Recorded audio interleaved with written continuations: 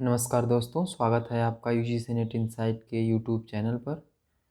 UGC net history previous year के question paper का हम डिस्कशन कर रहे हैं, जिसकी शुरुआत जून 2018 से शुरू किया गया है और जो लास्ट यूजीसी नेट का एग्ज़ाम हुआ है वहाँ तक हम डिस्कशन करेंगे। तो डिस्कशन का प्रारूप जो है कि एक साइकिल में हुए पेपर को हम 4 पार्ट में डिवाइड करके अध्ययन कर रहे हैं। यानी कि सेकेंड पेपर के 100 क्वेश्चन को 25-25 क्वेश्चन के रूप में डिवाइड करके 4 पार्ट में डिस्कशन कर रहे हैं। और ये हमारे डिस्कशन का दूसरा वीडियो है। फर्स्ट पार्ट के अंतर्गत हमने 25 क्वेश्चन का डिस्कशन कर लिया है। चूँकि ये पेपर 1 से लेके 150 यानी कि शुरू के 50 क्वेश्चन फर्स्ट पेपर के हैं और 51 से 150 क्वेश्चन तक सेकेंड पेपर के यानी कि हिस्ट्री के हैं। तो हमने शुरू में 51 से 75 क्वेश्चन तक पार्ट 1 के अंतर्गत डिस्कशन कर लिया है। अब ये पार्ट 2 के अंतर्गत 76 से 100 क्वेश्चन का डिस्कशन आज हम करेंगे। और डिस्कशन हम काफ़ी डिटेल में करते हैं ताकि इससे संबंधित अगर अगर क्वेश्चन बनते हैं तो वो सारे एक जगह कवर हो जाएं और जो आपके एग्ज़ाम के लिए बहुत ही बेनिफिशियरी रहेंगे। तो चलिए डिस्कशन शुरू करते हैं। निम्नलिखित में से कौन मुगल सम्राट वेदांत दर्शन से प्रभावित था और जगत रूप गोसाई से मिलने गया था? पहला है बाबर, दूसरा है अकबर, तीसरा है जहांगीर और चौथा है शाहजहां। हम आपको बीच में 10 सेकेंड का समय देंगे, आप आंसर कर सकते हैं, नहीं तो फिर हम इसका आंसर भी बताएंगे और इसकी थोड़ी व्याख्या भी कर देंगे। तो आप समय ले सकते हैं इसके लिए। और ये दिसंबर 2019 का यूजीसी नेट का पेपर है।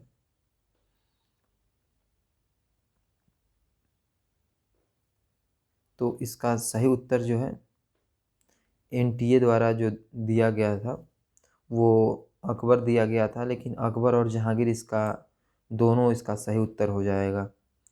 अगर हम बात करें इसकी व्याख्या की तो जगत रूप गोसाई एक ब्राह्मण तपस्वी था और वह वैदिक विचारधारा का समर्थक था। अकबर के समय में विभिन्न मतों के लोगों ने पारस्परिक सांस्कृतिक जो आदान प्रदान होता था, तो अकबर ने उस समय प्रचलित हिंदू, फारसी, जैन लोग थे, माफ़ करिए फारसी नहीं पारसी और जैन लोग से धार्मिक चर्चाओं में भाग लिया।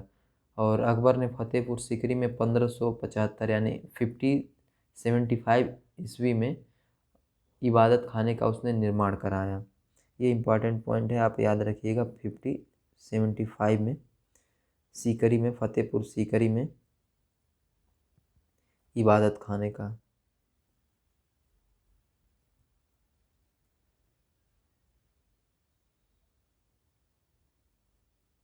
इबादत खाने का उसने निर्माण कराया। उसमें क्या होता था कि प्रारंभ में केवल जो है मुस्लिम मतावलंबी उसमें भाग लेते थे, लेकिन 1578 से उसने सभी मतावलंबियों को खोल दिया इसमें भाग लेने के लिए। तो जगत रूप गोसाई से अकबर उसका दूध भाई, जिसको अजीज कोका कहते थे, और बाद में जहांगीर से भी मिलने गया था। और ये सभी लोग जगत रूप गोसाई के वेदांत ज्ञान से बहुत प्रभावित हुए थे। तो इसका सही उत्तर अकबर भी हो जाएगा और जहांगीर भी हो जाएगा। तो चलते हैं अगले क्वेश्चन की तरफ। Question number 77। सुल्तान द्वारा सैन्य बलों का पुनर्गठन किया गया, तत्पश्चात सेनापति को अमीरुल उमरा कहा गया और बारब दारान नामक अधिकारियों का एक समूह बनाया गया, जिसका काम जरूरत के वक्त फौज को जुटाना था। इसके अलावा 200 यक जवान अथवा सिलाहदारान सिलाहदारान थे, जिनका काम सुल्तान के निजी शस्त्रों का संरक्षण था। सुल्तान के 400 अंगरक्षक थे, जिन्हें शाह खेल कहा जाता था। गुलबर्गा के इस बहमनी सुल्तान की पहचान करें। तो इसमें आपको बताना है अलाउद्दीन खिलजी हैं, अलाउद्दीन हसन बहमनी हैं, दूसरा है मोहम्मद प्रथम, तीसरा है अलाउद्दीन मुजाहिद हैं, चौथा है दाऊद शाह। आप समय ले सकते हैं।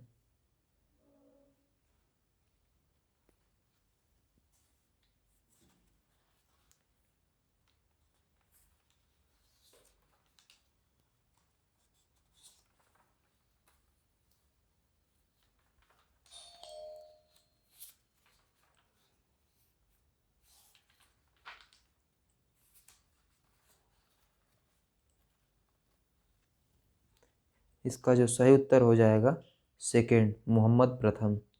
अगर हम इसकी व्याख्या की बात करें तो बहमनी सुल्तान मोहम्मद शाह प्रथम जो है सबसे बड़ा इनका योगदान था बहमनी सल्तनत की प्रशासनिक व्यवस्था को व्यवस्थित रूप देना, और साथ ही उसने संपूर्ण बहमनी साम्राज्य को चारों तरफों या अतरफों अर्थात यानी कि प्रांत में विभाजित किया था।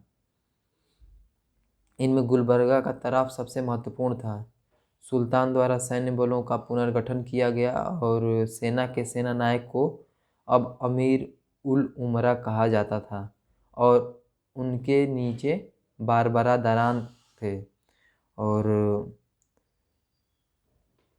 अधिकारियों का एक जो इनको बारबरा दारान जो थे अधिकारियों का एक समूह होता था जिसका काम आवश्यकता के समय फौज को जुटाना होता था। और इसके अलावा 200 जवान या सिलाहदारान थे, यानी कि 200 जवान को ही सिलाहदारान कहते थे, जिसका काम था सुल्तान के निजी शस्त्रों का संरक्षण करना था। और सुल्तान के 400 अंगरक्षक थे जिन्हें खासर खेल कहा जाता था।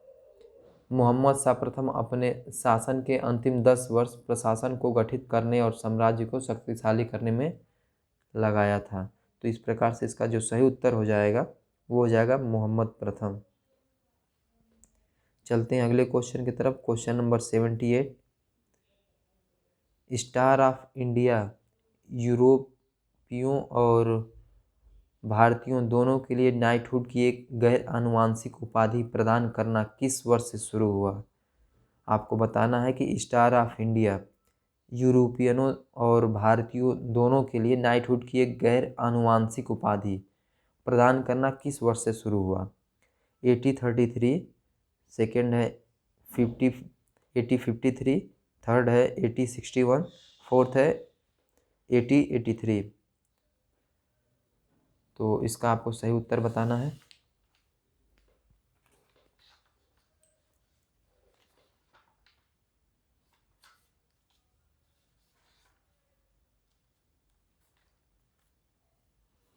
इसका सही उत्तर हो जाएगा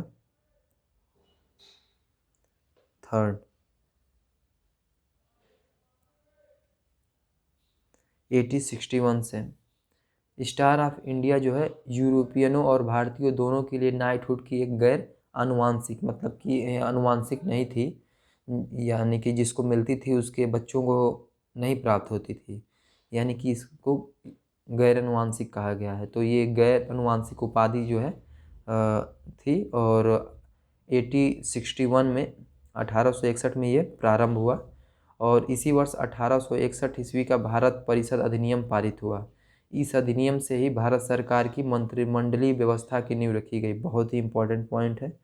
1861 के एक्ट के द्वारा, जिसे भारतीय परिषद अधिनियम कहा गया, इंडियन काउंसिल एक्ट कहा गया, तो इस अधिनियम से भारत सरकार की मंत्रिमंडलीय व्यवस्था की नींव पड़ी। इसमें कुछ गैर सरकारी तथा भारतीय सदस्यों को परामर्श देने के लिए इन परिषदों का सदस्य बनाया गया। तो इस प्रकार से इसका सही उत्तर हो जाएगा 1861। तो चलते हैं अगले क्वेश्चन की तरफ। क्वेश्चन नंबर 79,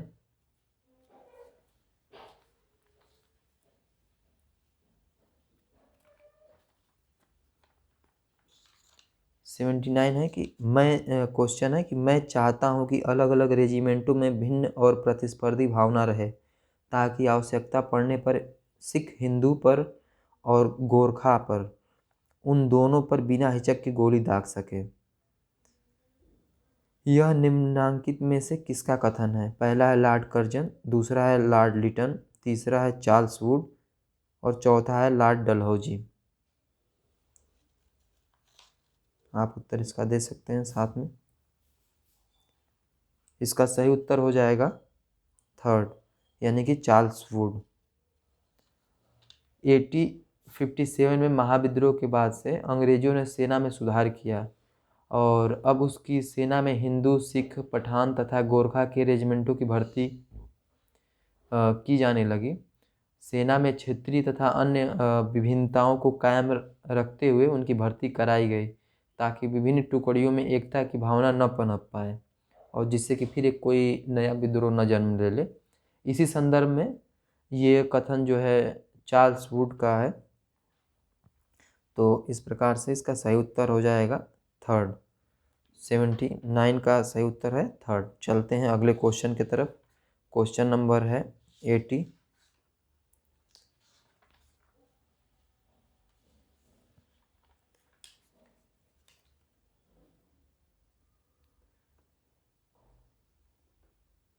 दीनबंधु मित्र द्वारा लिखे गए किस नाटक में बंगाल के बागान मजदूरों के शोषण को उजागर किया गया है? पहला है नील दर्पण, दूसरा है कमले कामिनी, तीसरा है लीलावती, चौथा है सदाबर एकादशी।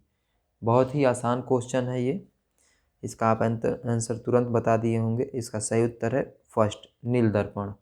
अगर हम बात करें, इसकी थोड़ी व्याख्या कर दें आपको। 19वीं शताब्दी के प्रारंभ में ईस्ट इंडिया कंपनी ने कुछ अवकाश प्राप्त यूरोपीय अधिकारियों और वहाँ के कुछ नए नए जो धनिक हुए थे, तो वे बंगाल तथा बिहार के जमींदारों से भूमि प्राप्त की और विस्तृत रूप से नील की खेती करने लगे। ये लोग किसानों पर बहुत अत्याचार करते थे तथा उन्हें ऐसी शर्तों पर नील उगाने को बाध्य करते थे जो कि किसानों के लिए लाभप्रद नहीं थी, यानी उनके हित में नहीं थी। और बात करें अप्रैल 1860 में 1860 में बंगाल में बारासात जो एक उप विभाग है और पाबना और नादिया जिला जो है, वहाँ पे कृषकों ने भारतीय इतिहास की प्रथम हड़ताल की। बहुत ही इम्पोर्टेंट है, याद रखिएगा। बारासात उप विभाग और तथा पाबना और नादिया जिले में कृषकों ने भारतीय इतिहास की प्रथम हड़ताल की। दीनबंधु मित्र द्वारा लिखा गया जो नील दर्पण नामक नाटक है, यह बंगाल के बागान मजदूरों के इसी शोषण को उजागर किया है। इस आंदोलन का असर कंपनी पर भी पड़ा और 1800 सरकार ने एक अधिसूचना जारी करके कि किसी भी कृषक को नील की खेती करने के लिए बाध्य नहीं किया जाएगा, तो ये आदेश पारित किया गया। चलते हैं अगले क्वेश्चन की तरफ। क्वेश्चन नंबर जो है 81 है। क्वेश्चन नंबर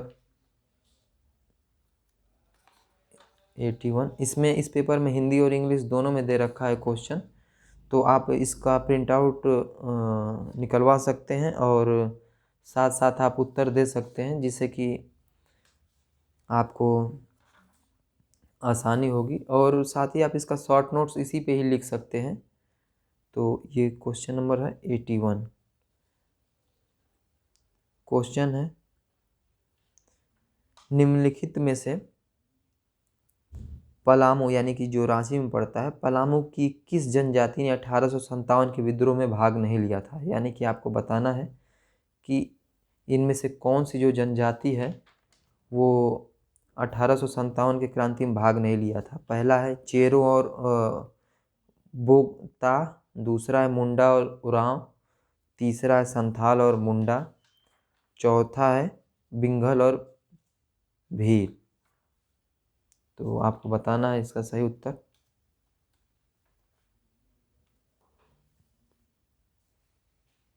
इसका सही उत्तर हो जाएगा सेकंड, मुंडा और उरांव।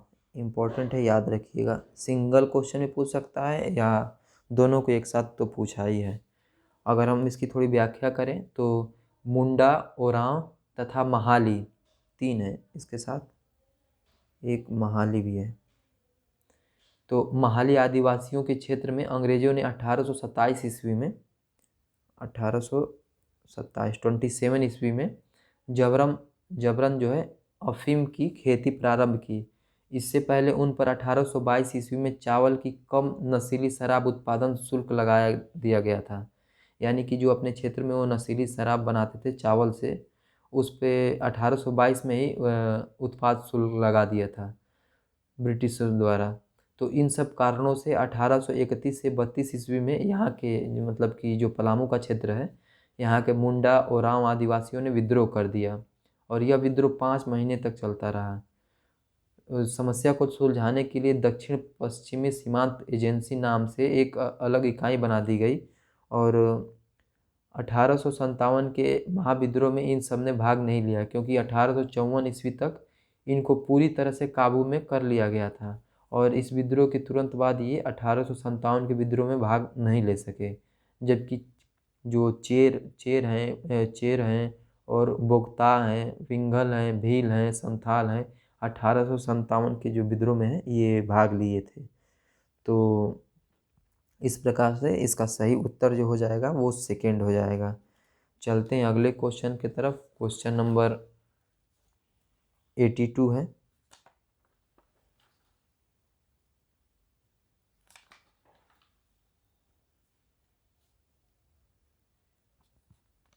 आधुनिक संगीत के विषय में निम्नलिखित में से कौन सा कथन सही नहीं है? यानी कि इसमें से आपको बताना है कि इसमें से कौन सा कथन गलत है। पहला कथन है कि 19वीं सदी में दरबारी संरक्षण में कमी एक नए शहरी पश्चिमी शिक्षा प्राप्त वर्ग का उदय, जिसने शास्त्रीय संगीत को दरबारों और मंदिरों से निकालकर धर्मनिरपेक्ष बनाने की कोशिश की, जो एक नए सांस्कृतिक परिवेश का द्योतक था। दूसरा है, नए सांस्कृतिक परिवेश ने शास्त्रीय संगीत की संरचना और रूप में मौलिक बदलाव किए। तीसरा है, एक समुदाय के रूप में राष्ट्र के उभार ने भारतीय शास्त्रीय संगीत को उपयुक्त तरीके से परिभाषित, पुनर्गठित, पोषित और उपभोगित किया। चौथा है, संगीत में नव विकसित रुचि, इसका अभ्यास और प्रस्तुति पूर्णतः राष्ट्रवादी आदर्शों से प्रेरित था। तो इसमें आपको बताना है कि कौन सा कथन जो है वो गलत है। आप समय ले सकते हैं, 10 सेकेंड का समय है, आप उत्तर दे सकते हैं।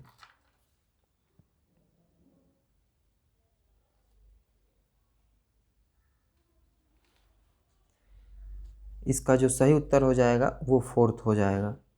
ये कथन जो है ये नहीं है, बाकी उपरोक्त तीनों कथन सत्य हैं। अगर हम इसकी व्याख्या की बात करें तो जिस समय मुगल साम्राज्य ने समकालीन विश्व को अपने विस्तृत प्रदेश, विशाल सेना तथा सांस्कृतिक उपलब्धियों से चकाचौंध कर दिया था, 18वीं शताब्दी के आरंभ में वह पतन की ओर जाने लगा था और 18वीं शताब्दी में भारत का एक बड़ा भाग ब्रिटेन के अधीन हो गया था।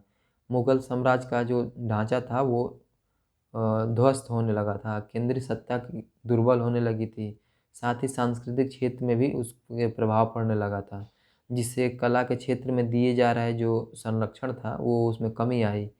आधुनिक संगीत पर भी इसका असर हुआ। 19वीं सदी में आधुनिक संगीत में दरबारी संरक्षण में कमी से एक नए शिक्षा प्राप्त जो पश्चिमी शहरी वर्ग का जो है वो उदय होता है और जिसने शास्त्रीय संगीत को दरबारों और मंदिरों से निकालकर धर्मनिरपेक्ष बनाने की कोशिश किया, जो एक नए परिवेश ने नए सांस्कृतिक परिवेश का सूचक था वो। लेकिन इस नए सांस्कृतिक परिवेश ने शास्त्रीय संगीत को पहले की अपेक्षा विस्तार दिया, जिससे शास्त्रीय संगीत की संरचना और रूप में मौलिक बदलाव आया। इसका असर यह भी हुआ कि एक समुदाय के रूप में राष्ट्र के उभार ने भारतीय शास्त्रीय संगीत को उपयुक्त तरीके से परिभाषित, पुनर्गठित, पोषित और उपभोगित किया और संगीत में नव विकसित रुचि, इसका अभ्यास और प्रस्तुति पर राष्ट्रवादी आदर्शों पर 19वीं सदी में आंशिक प्रभाव था। तो इस प्रकार से जो 1, 2 और 3 जो है वो सही था और जो चौथा कथन है वो गलत है, यानी कि 82 क्वेश्चन का सही उत्तर हो जाएगा फोर्थ। चलते हैं अगले क्वेश्चन की तरफ। Question number 83।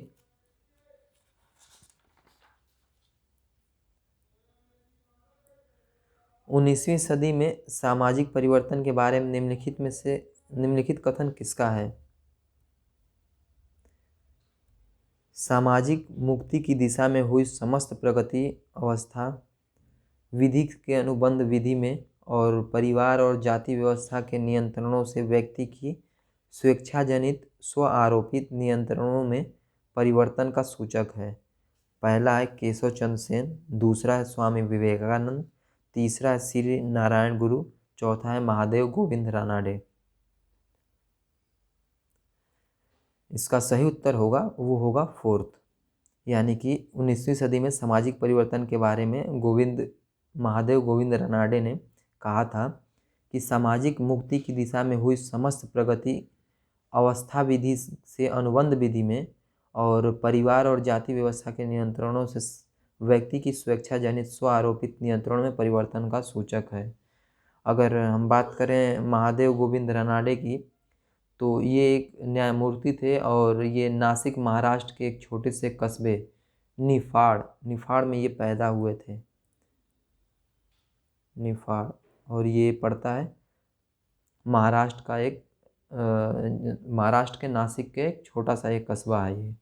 और ये जो कला से स्नातकोत्तर किए और विधि से भी स्नातकोत्तर किए, यानी कि पोस्ट ग्रेजुएशन किया। और 1893 में ये बम्बई उच्च न्यायालय का न्यायाधीश नियुक्त इनको किया गया, यानी कि इम्पोर्टेंट है। 1893 में ये बम्बई के उच्च न्यायालय के न्यायाधीश नियुक्त किया गया इनको। और रानाडे जो है विभिन्न सामाजिक संस्थाओं से भी जुड़े रहे, जिनमें प्रार्थना समाज है तथा अन्य संस्थाएं भी इसमें शामिल हैं। रानाडे ने सामाजिक, धार्मिक, आर्थिक और राजनीतिक विषयों पर अनेक पुस्तकें लिखी हैं और ये 19वीं शताब्दी के भारतीय सुधारवादी थे। ये पुनरुत्थानवाद के विरोध में थे, लेकिन बाल विवाह तथा विवाह में होने वाले आडंबरों के ये विरोधी थे।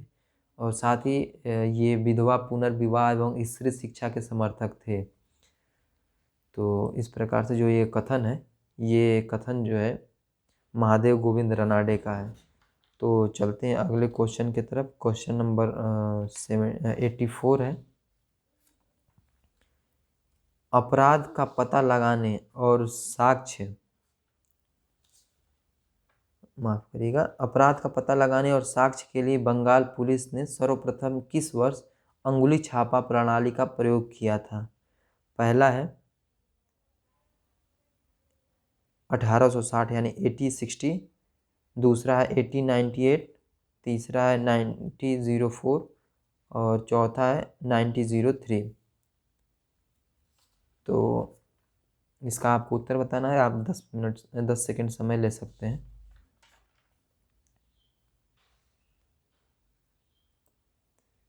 इसका सही उत्तर हो जाएगा सेकंड, यानी 1898 में, यानी 1898 में अपराध का पता लगाने और साक्ष्य के लिए बंगाल पुलिस ने सर्वप्रथम अंगुली छापा प्रणाली का प्रयोग किया था।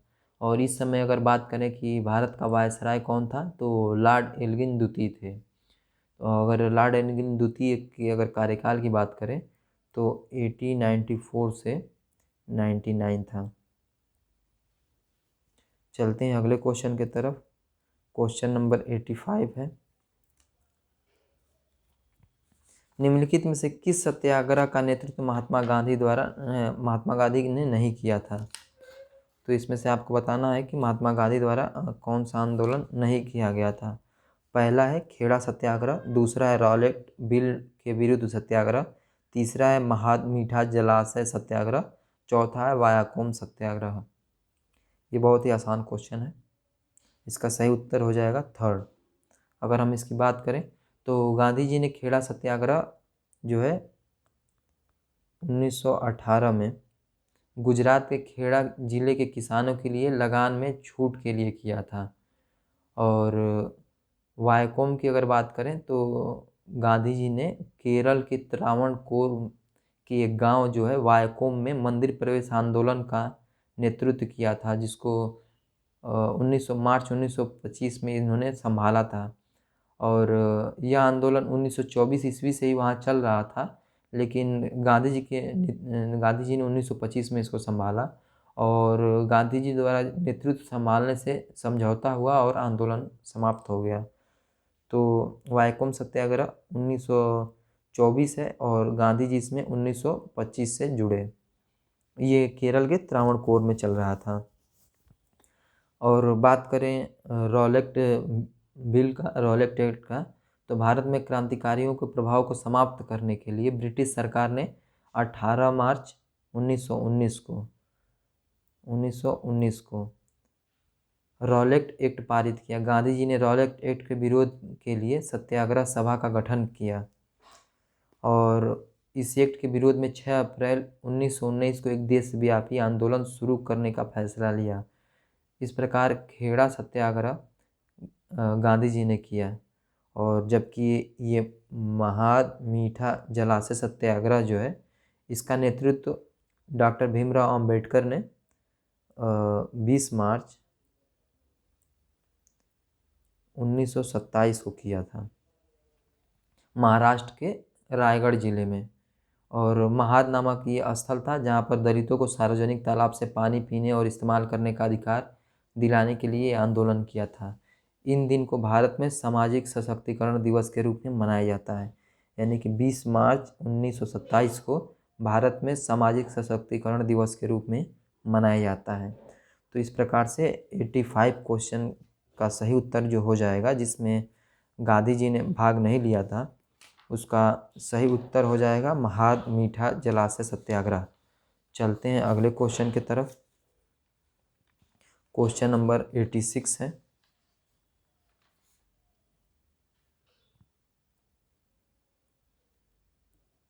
कांग्रेस के कराची अधिवेशन जो 1931 में हुआ था, में निम्नलिखित में से किस प्रतिनिधि यानी डेलीगेशन ने गांधी इरविन समझौते का विरोध नहीं किया था? यानी कि आपको याद रखना है कि विरोध नहीं किया था। पहला है जमुना दास मेहता, दूसरा है स्वामी गोविंदानंद, तीसरा है यूसुफ मेहर अली, चौथा है पुरुषोत्तम दास ठाकुर दास। तो इसका आपको बताना है, 10 सेकंड आप ले सकते हैं।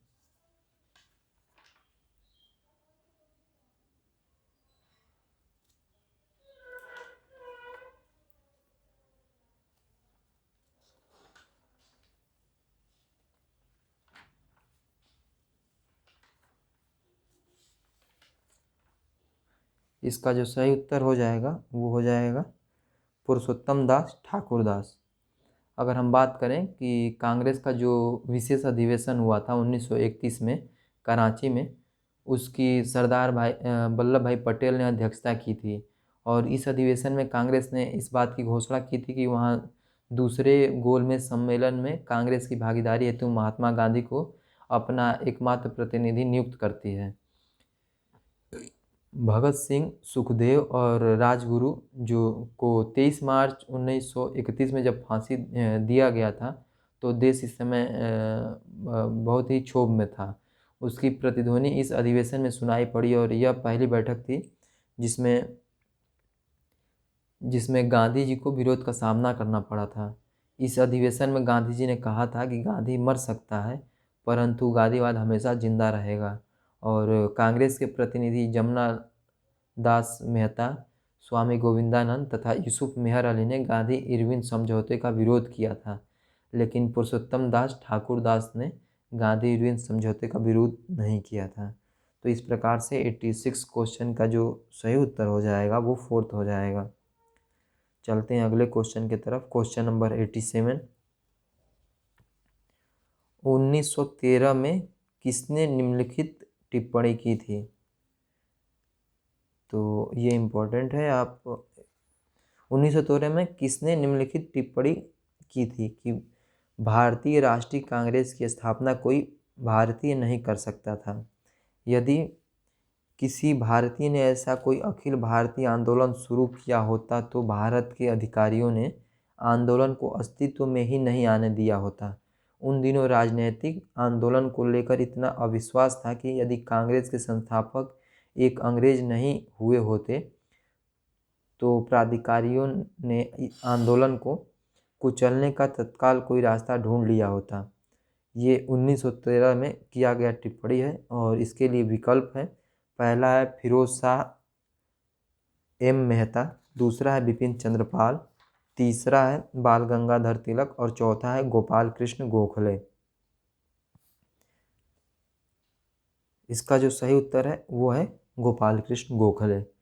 अगर गोपाल कृष्ण गोखले की बात करें तो इनका जो जन्म हुआ था 9 मई 1866 में 1866 में कोल्हापुर महाराष्ट्र में हुआ था और इनकी मृत्यु जो हुई 1915 में हुआ था।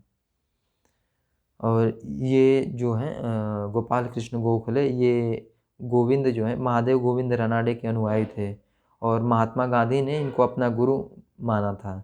गोखले ने 1905 ईस्वी में कांग्रेस अधिवेशन की अध्यक्षता की थी जो बनारस में हुआ था और 1905 में ही गोखले ने भारत सेवक मंडल की स्थापना की थी। यानी कि गोखले का 1905 में दो कार्य हैं, एक इन्होंने बनारस में कांग्रेस की अध्यक्षता की थी अधिवेशन की और 1905 में ही भारत सेवक मंडल की स्थापना की थी।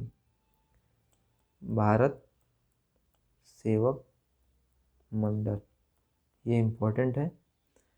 तो इस प्रकार से इस सेंटेंस को जो 1813 में कहा गया था ये गोपाल कृष्ण गोखले के द्वारा कहा गया था। चलते हैं अगले क्वेश्चन की तरफ। Question number 88। किस इतिहास दर्शन शास्त्री ने कहा था समस्त इतिहास समकालीन इतिहास है? पहला है गायम बतिस्ता विको, दूसरा है बेनेडिटो क्रोचे, तीसरा है आगस्टे कोमेटे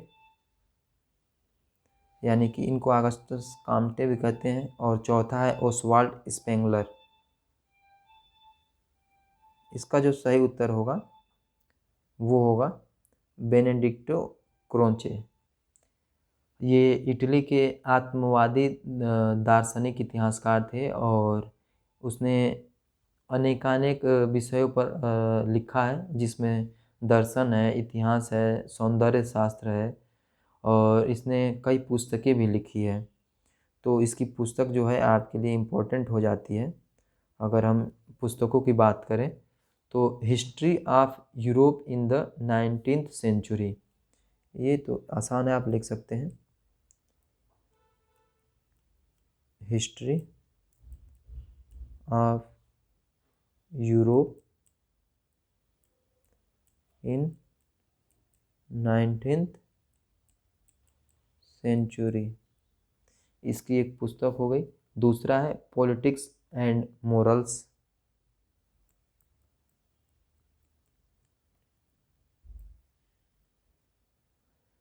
politics and morals.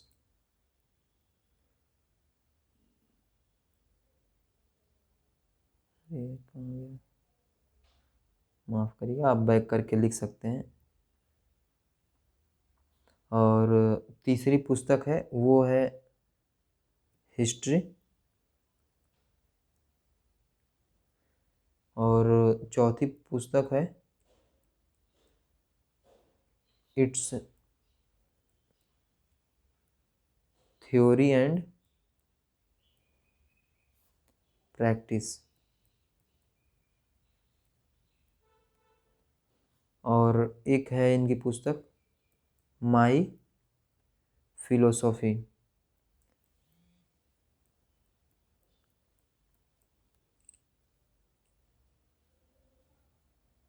My philosophy. तो ये इनकी कुछ पुस्तकें थी, 4-5 पुस्तकें बता दिए जो एग्ज़ाम के पॉइंट ऑफ व्यू से इम्पोर्टेंट है और ये आने की संभावना रहती है मैच द फॉलोइंग में या पर्टिकुलर एक क्वेश्चन भी बनता है। तो चलते हैं अगले क्वेश्चन की तरफ। क्वेश्चन नंबर 89 है। एक इतिहासकार द्वारा बरती जाने वाली सावधानियों के बारे में निम्नलिखित में से कौन सा कथन सही नहीं है? यानी कि आपको इसका गलत कथन बताना है। पहला है उसे पाठ में वह प्रवर्तित नहीं करना चाहिए जो लेखक द्वारा नहीं कहा गया है। दूसरा है प्रलेख की प्रत्यक्ष जांच से प्राप्त तथ्यों को तर्कना से प्राप्त नतीजों के साथ भ्रमित नहीं किया जाना चाहिए। तीसरा है यदि तर्कना से कोई संदेह उत्पन्न होता हो तो रचनात्मक कल्पना से निष्कर्ष निकाले जाने चाहिए। और चौथा कथन है इतिहासकार को अविद्यमान का अन्वेषण नहीं करना चाहिए। तो इसको आपको बताना है कि कौन सा इसका जो है कथन जो है वो सही नहीं है, यानी कि गलत कथन है। तो इसका सही उत्तर हो जाएगा थर्ड। और उपरोक्त जो 1, 2 और 4 है ये सही हो जाएगा, जबकि तीसरा है तो ये कथन गलत हो जाएगा। अगर हम इसकी थोड़ी व्याख्या करना चाहें तो जर्मनी के एक इतिहासकार हैं लियोपोल्ड वान रांके। तो उन्होंने इतिहास लेखन की सावधानी के संदर्भ में बताया है कि इतिहासकार से अपेक्षित है कि अतीत में जो जैसा था उसे वैसा ही प्रदर्शित कर दे। ये कथन भी बन सकता है कि ये कथन किसका है भविष्य में, तो आप याद रखिएगा कि लियोपार्ड वान रांके का है कि उन्होंने ही कहा है कि अतीत में जो जैसा था उसे वैसा ही प्रदर्शित करें। अब चलते हैं इसकी व्याख्या की तरफ। E.H. कार ने अपनी पुस्तक व्हाट इज़ हिस्ट्री में कहा है कि इतिहास वास्तव में अतीत के तथ्यों और इतिहासकार की अपनी सोच के परस्पर संगम का परिणाम है। तो ये भी कथन इम्पोर्टेंट है E.H. कार का, उनकी पुस्तक व्हाट इज़ हिस्ट्री है। और उन्होंने कहा है कि इतिहासकार की अपनी सोच के माफ़ करिएगा, इतिहास वास्तव में अतीत के तथ्यों और इतिहासकार की अपनी सोच के परस्पर संगम का परिणाम है। तो इस प्रकार से हम कह सकते हैं कि यदि तर्कना में कोई संदेह उत्पन्न होता हो तो रचनात्मक कल्पना से निष्कर्ष नहीं निकाले जाने चाहिए। और तो इस प्रकार से ये कथन जो है वो गलत है। दो कथन मैंने आपको बताया, एक जर्मनी के इतिहासकार है लियो पोर्ड वान रांके, तो उनका कथन था अतीत में जो जैसा था उसे वैसा ही प्रदर्शित कर दें। तो ये कथन भी पूछ सकता है मैच द फॉलोइंग में कि ये कथन किसका है। और जबकि दूसरा बताया हमने E.H. कार की सेंटेंस कि उन्होंने व्हाट इज़ हिस्ट्री में लिखा है कि इतिहास वास्तव में अतीत के तथ्यों और इतिहास की अपनी सोच के परस्पर संगम का परिणाम है। तो इस प्रकार से इसका जो 89 का तीसरा कथन हो जाएगा वो कथन गलत हो जाएगा। चलते हैं अगले क्वेश्चन की तरफ। क्वेश्चन नंबर है 90।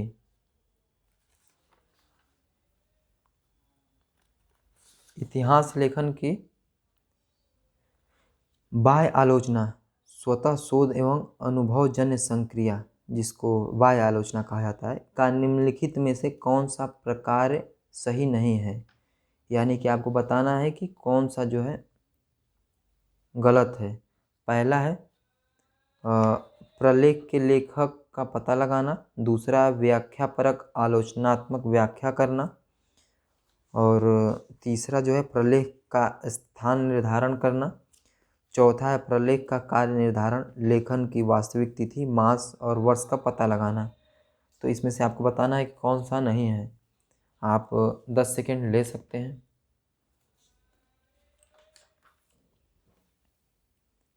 इसका जो उत्तर होगा वो दूसरा हो जाएगा, यानी कि ये कथन जो है ये इतिहास लेखन की बाह्य आलोचना का प्रकार्य नहीं है। बाकी 1, 3 और 4 सही है। अगर हम इसकी थोड़ी व्याख्या करें तो इतिहास लेखन की जो बाह्य आलोचना है, जिसके लिए वास्तव में कई सूत्रों का एक साथ पालन करना आवश्यक होता है, जिनमें लेखन का पता लगाना, लेख का स्थान निर्धारण, काल निर्धारण तथा वास्तविक तिथि, समय का निर्धारण करना इसमें शामिल है। व्याख्यापरक आलोचना करना यह प्रकार का सही नहीं है। तो इस प्रकार से 1, 3 और 4 जो है सही हो जाएगा और दूसरा कथन गलत हो जाएगा। चलते हैं अगले क्वेश्चन की तरफ। Question number 91।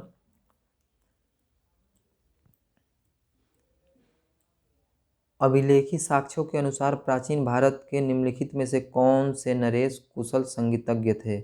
पहला है खारवेल, दूसरा है हर्षवर्धन, तीसरा है रुद्रदामन, चौथा है समुद्रगुप्त। क्वेश्चन एक बार फिर से देख लीजिए। अभिलेखी साक्ष्यों के अनुसार आपको बताना है कि अभिलेखी साक्ष्यों के अनुसार निम्नलिखित में से कौन से नरेश कुशल संगीतज्ञ हैं जिनका हमको पता अभिलेख से चलता है। तो इसमें आप 4 ऑप्शन देख लिए, और खारवेल है, हर्षवर्धन है, रुद्रदामन है, समुद्रगुप्त है, और उसके लिए कोड दिया गया है, पहला है A और C। दूसरा है ए और डी, तीसरा है बी और सी, चौथा है सी और डी। तो अगर हम इसके सही उत्तर की बात करें तो आयोग ने इसका कोई विकल्प सही नहीं माना था, यानी कि जो विकल्प बनाया गया है वो विकल्प गलत बना है। अगर हम बात करें तो आप समुद्रगुप्त को देख सकते हैं कि उसके सिक्कों पर वीणा बजाने के लिए जो बजाते उसके सिक्कों पर उत्कीर्ण किया गया है। तो चलते हैं अगले क्वेश्चन की तरफ। क्वेश्चन नंबर जो है 92 है।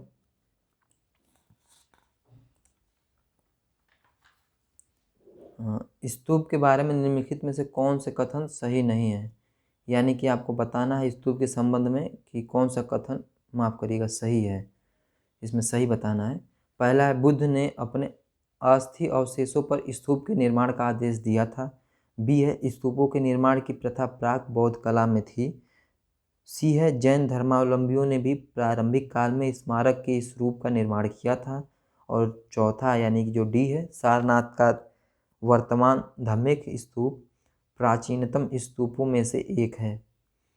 तो आपको बताना है, इसके लिए कूट दिया गया है। पहला है ए और बी सही है, दूसरा है ए बी सी सही है, तीसरा जो है ए बी और डी सही है, चौथा है उपरोक्त चारों कथन सत्य हैं। तो आप देख सकते हैं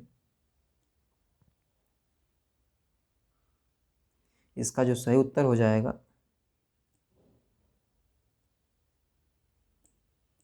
वो हो जाएगा 2, यानी कि केवल ए बी और सी सही है, यानी कि डी सही नहीं है। ये जो है ये डी सही नहीं है, बाकी जो उपरोक्त ये 3 कथन हैं ये सही हो जाएंगे और ये कथन गलत हो जाएगा। तो अगर हम इसकी व्याख्या करें कि महात्मा बुद्ध के परिनिर्वाण के बाद से महात्मा बुद्ध के आदेशानुसार उनकी अस्थियों को 8 भागों में बांट दिया गया और उन पर स्तूपों का निर्माण किया गया। स्तूप के निर्माण की प्रथा बुद्ध काल से पूर्व के समय की है। अगर हम बात करें कि स्तूप का उल्लेख सर्वप्रथम ऋग्वेद से हमें प्राप्त होता है। बुद्ध के पहले स्तूप का संबंध महापुरुष के साथ जुड़ा गया था और कालांतर में बौद्ध धर्म ने इसे अपनी संघ पद्धति में अपना लिया। इन स्तूपों में बुद्ध हैं और या अथवा उनके प्रमुख शिष्यों की अस्थियों यानी कि अस्थि के अवशेषों को रखा जाता था। जैन धर्मावलंबियों ने भी प्रारंभिक काल में स्मारक के रूप में इनका निर्माण कराया था। सारनाथ का जो धम्मिक स्तूप का निर्माण मूलतः अशोक मौर्य काल में हुआ था और जिन्हें परवर्ती शासकों ने परिवर्धित करवाया। और कन्नौज के गढ़वाल शासक गोविंद चंद हैं, उनकी पत्नी कुमार देवी ने इसका छठा परिवर्धन कराया था। अर्थात जो वर्तमान धम्मिक स्तूप है वो प्राचीनतम नहीं है। तो इस प्रकार से ए बी और सी सही हो जाएंगे और डी गलत हो जाएगा। चलते हैं अगले क्वेश्चन की तरफ। क्वेश्चन नंबर 93 है।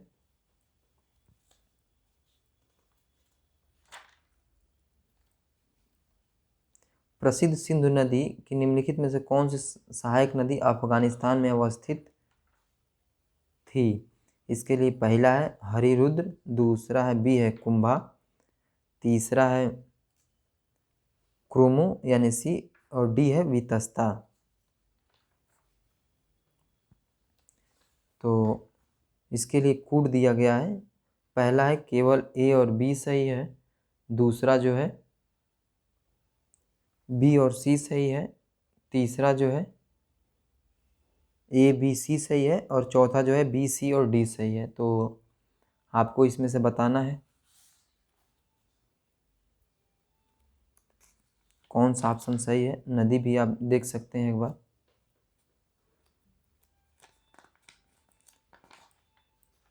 और ये क्वेश्चन नंबर 93 है।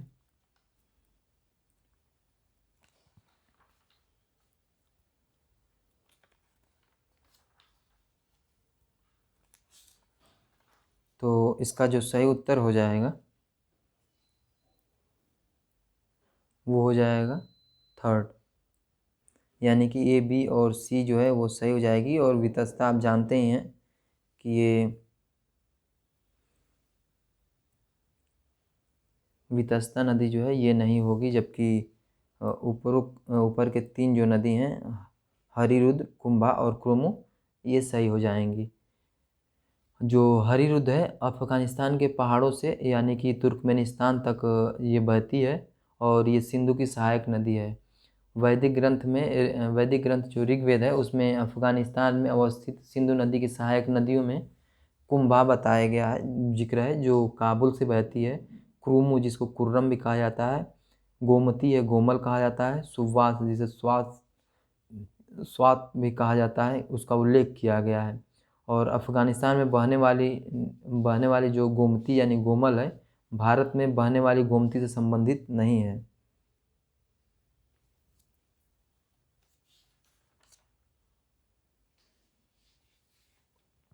तो इस प्रकार से इसका सही उत्तर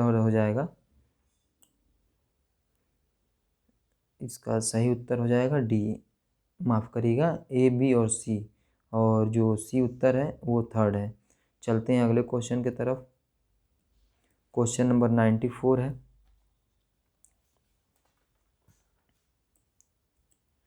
भारत के बारे में मेगास्थनीज के मौलिक विवरण खो गए हैं, उनके कुछ संस्मरण निम्नलिखित में से किसके वृत्तांतों में संरक्षित किए गए हैं? पहला है एरियन, बी है डियोडोरस, सी है हेलियोडोरस और डी है हेरोडोटस। इसके लिए विकल्प है, पहला है ए, बी और डी सही है, दूसरा है बी, सी और डी सही है, तीसरा है ए और डी सही है, चौथा है ए और बी सही है। ये ऑप्शन है जो भारत के बारे में मेगास्थनीज के मौलिक विवरण खो गए हैं, तो उनके वृत्तांत इसमें मिलते हैं। ये 4 हैं और इसके विकल्प ये हैं। तो इसका जो सही उत्तर हो जाएगा वो हो जाएगा फोर्थ, ए और बी।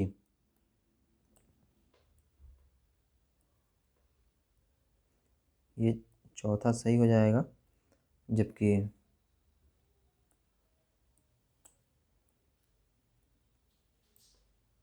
ए और बी।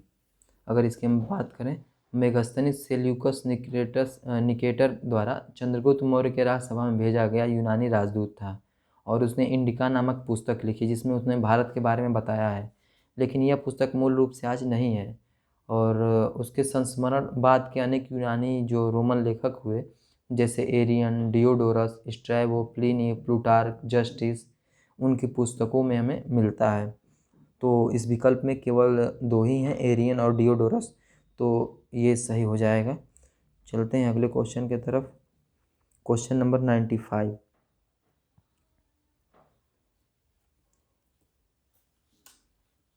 चालुक्य राजा पुलकेशिन द्वितीय के ऐहोल अभिलेख में इसके रचयिता रवि कीर्ति ने अपने आप को किसके समान वर्णन किया है? पहला है बाणभट्ट, बी है भास और सी है भारवी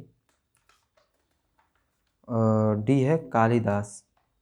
और इसके लिए विकल्प दिया गया है, पहला है ए, बी और सी, दूसरा है बी, सी और डी, तीसरा है बी और डी, चौथा है सी और डी। तो आपको बताना है कि चालुक्य राजा जो पुलकेशिन द्वितीय हैं, उनके ऐहोल अभिलेख में जो इसके रचनाकार हैं रवि कीर्ति, वे अपने आप को किसके समान वर्णन किए हैं, और नीचे विकल्प दिए गए हैं। तो इसका सही उत्तर हो जाएगा सी और डी। और नीचे देखते हैं सी और डी कौन सा विकल्प है, तो फोर्थ है।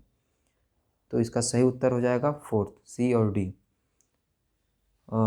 वातापी या जिसको हम बादामी कहते हैं, वहाँ के चालुक्य शासक पुलकेशिन द्वितीय का जो ऐहोल अभिलेख है वो आधुनिक कर्नाटक प्रांत के बीजापुर जिले में स्थित है। और ऐहोल लेख जो है एक प्रशस्ति के रूप में है, जिसकी भाषा जो संस्कृत है और लिपि जो है दक्षिणी ब्राह्मी है। और इसकी जो रचना किए हैं वो रवि कीर्ति हैं। और इसकी रचना कालिदास तथा भारवी की काव्य शैली पर की गई है। और प्रशस्ति के अंत में लेखक ने दावा किया है कि उसने इसे लिखकर कालिदास तथा भारवी के समान यश प्राप्त किया है। तो इस अभिलेख में मुख्य रूप से पुलकेशिन द्वितीय की उपलब्धियों का वर्णन हुआ है और उसमें उस समकालीन लाट, मालवा, गुर्जर आदि राज्यों के शासकों के विषय में भी जानकारी प्राप्त होती है। तो चलते हैं अगले क्वेश्चन की तरफ। क्वेश्चन नंबर जो है 96 है। भारत के निम्नलिखित में से कौन से शासक शिव भक्त थे? पहला है हर्षवर्धन, दूसरा है भोज परमार, तीसरा है गोविंद चंद गढ़वाल और डी है चंद्रगुप्त द्वितीय। इसके लिए विकल्प दिया गया है। पहला है ए और बी, दूसरा है बी और सी, तीसरा ए बी सी और चौथा है बी सी और डी। तो इसका जो सही उत्तर हो जाएगा वो हो जाएगा हर्षवर्धन भी शिव भक्त थे, भोज परमार भी शिव भक्त थे और गोविंद चंद गढ़वाल भी शिव भक्त थे। तो ऑप्शन में ए बी और सी जहाँ होगा वो सत्य होगा। तो इसका जो तीसरा कथन है ये सत्य होगा, ए बी और सी, यानी कि हर्षवर्धन, भोज परमार और गोविंद चंद गढ़वाल। चलते हैं अगले क्वेश्चन की तरफ। Question number 97।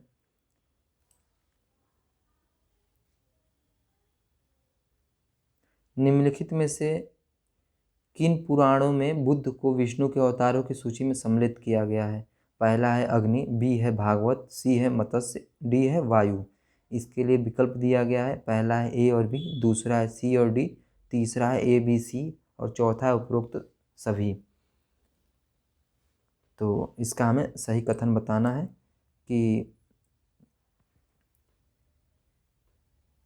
पुराणों में बुद्ध को विष्णु के अवतारों की सूची में सम्मिलित किया गया है, किसमें किसमें? तो अग्नि पुराण में किया गया, भागवत पुराण में किया गया और मत्स्य पुराण में किया गया है। तो जो तीसरा होगा ए बी और सी वो सत्य होगा, ए बी और सी, यानी कि थर्ड जो इसका ऑप्शन है वो सही होगा। तो इस प्रकार से चलते हैं अगले क्वेश्चन की तरफ। क्वेश्चन नंबर है 98।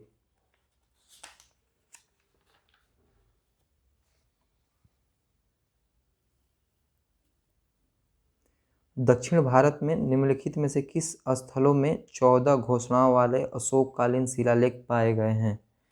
तो इसके लिए ऑप्शन ए है एरगुडी जो आंध्र प्रदेश में पड़ता है, बी है राजुल मंडगिरी जो भी आंध्र प्रदेश में है, सी जो है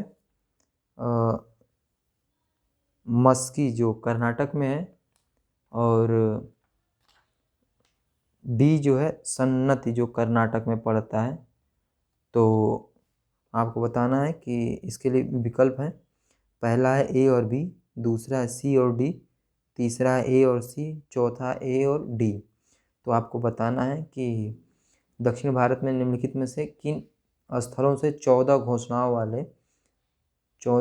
वाले अशोककालीन शिलालेख पाए गए हैं। तो इसका जो सही उत्तर हो जाएगा वो एरगुडी जो आंध्र प्रदेश में है ये भी सही है और डी जो है सन्नति जो कर्नाटक में है वो स्थल है। तो देखते हैं ए और डी कौन सा विकल्प है। ए और डी यानी कि फोर्थ जो चौथा ऑप्शन होगा वो सही होगा।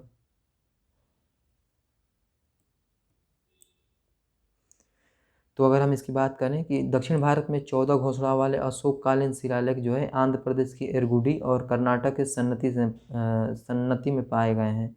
इनमें से एरगुडी जो आंध्र प्रदेश के कर्नूल जिले में स्थित है, जबकि सन्नति जो है दक्षिण भारत के कर्नाटक राज्य के उत्तरी भाग में गुलबर्गा जिले में स्थित एक गाँव है जो भीमा नदी के तट पर स्थित है। और हाल में भारतीय पुरातात्विक सर्वेक्षण विभाग द्वारा खुदाई करने पर एक प्राचीन बौद्ध केंद्र के अवशेष भी मिले हैं। तो इस प्रकार से इस क्वेश्चन नंबर 98 का जो है सही उत्तर होगा वो होगा डी। चलते हैं अगले क्वेश्चन की तरफ। Question number 99।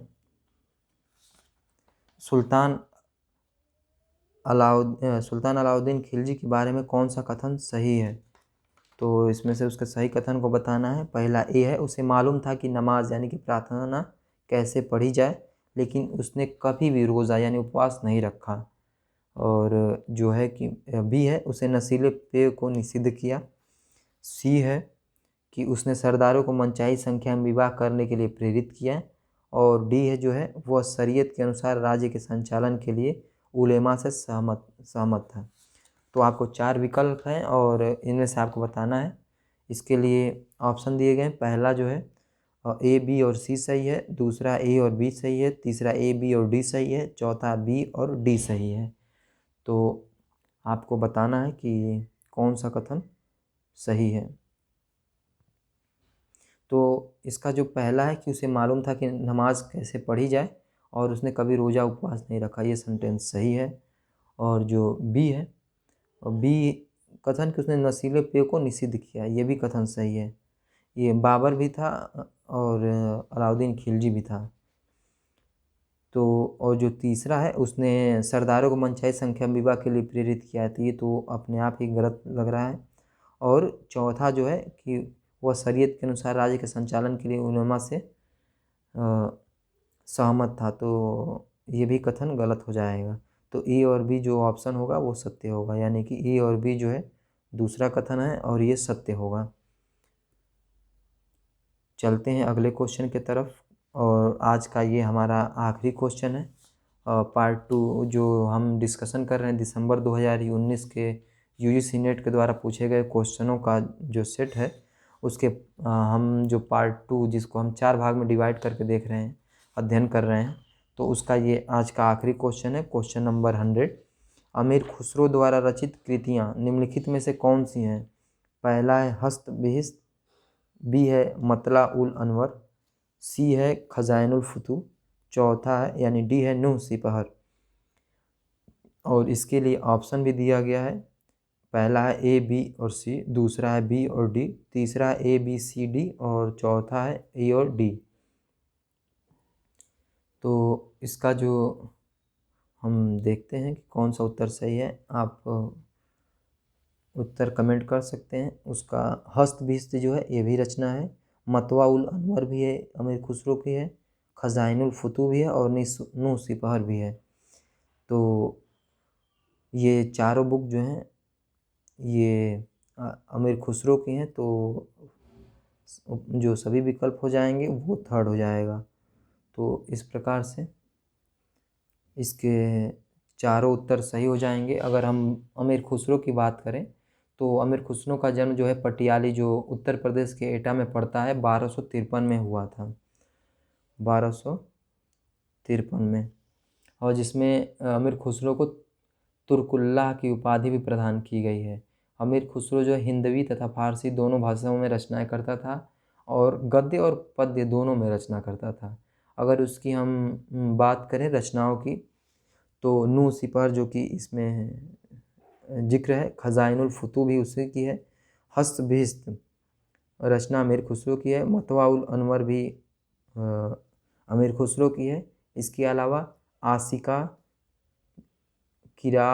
आशिका एक पुस्तक हो गई, दूसरी है किरासुद सादेन, तीसरी है गुरतुल कमाल, चौथी है आइने सिकंदरी, पांचवा है मिफ्ता उल फुतूह, पाँचवीं है तुगलकनामा, छठी है तारीख़ दिल्ली। तो इतनी पुस्तक है और इनकी मृत्यु जो है 1325 ईस्वी में हो गई थी। और इस प्रकार से आज के हमारे 25 क्वेश्चन कंप्लीट हुए और 100 क्वेश्चन तक डिस्कशन कंप्लीट हुआ। आपको वीडियो कैसा लगा हमें कमेंट बॉक्स में ज़रूर बताइएगा, और कुछ आप सुधार जो चाहते हैं वो भी आप सुझाव हमें दे सकते हैं कि हम आगे आने वाले वीडियो में क्या सुझाव कर सकते हैं। और अगर आपको ये वीडियो पसंद आई हो तो लाइक करिए और चैनल को सब्सक्राइब करिए। और वीडियो देखने के लिए आपका बहुत बहुत धन्यवाद। आपका दिन शुभ हो। Thank you.